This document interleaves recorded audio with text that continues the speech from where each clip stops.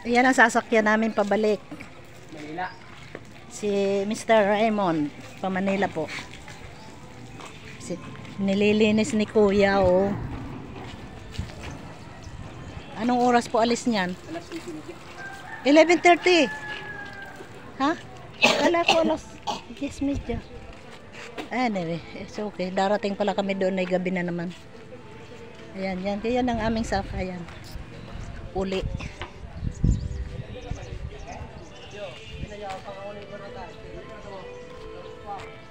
Tingnan niyo ang sunset. Napakaganda, oh.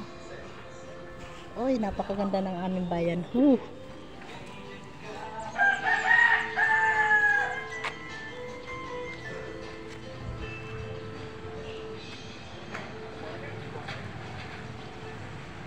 Kalmado ang dagat. Ang isda dito napaka-fresh. Good morning. Hey, kung malapit lang, bumili na ako niyan. Ay, ano to? Mamusa po, kalakito. Kasi may mamahaling isda na kuha na.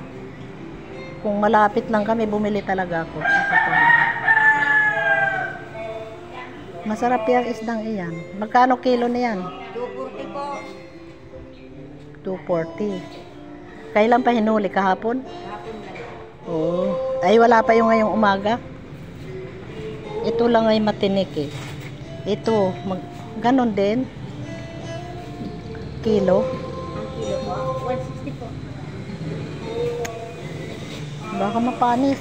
Dito po, 100. Ayaw ko niya matinik yan. Marami din sa amin. Ito, wala ang kuwan. Saan po? Sa Maynila.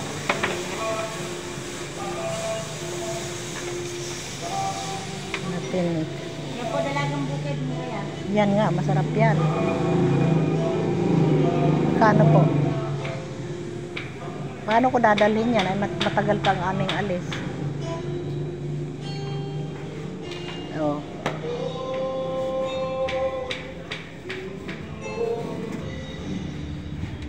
Gusto kong bumili. Kaya lang nilalagyan nyo ng ice. Kasi 'di ba malayo. 15 ano po? 15 hours ang biyahe, mainit pa. Gusto ko yan talagang bumili.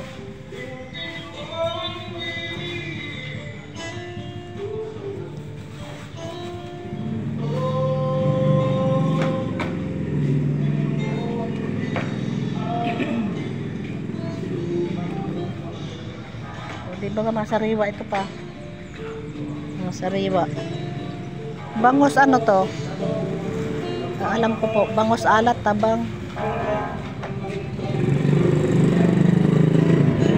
Tulingan.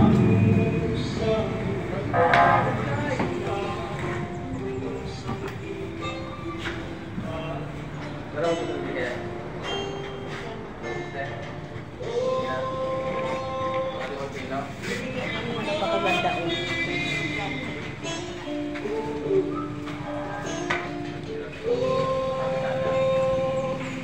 Yeah.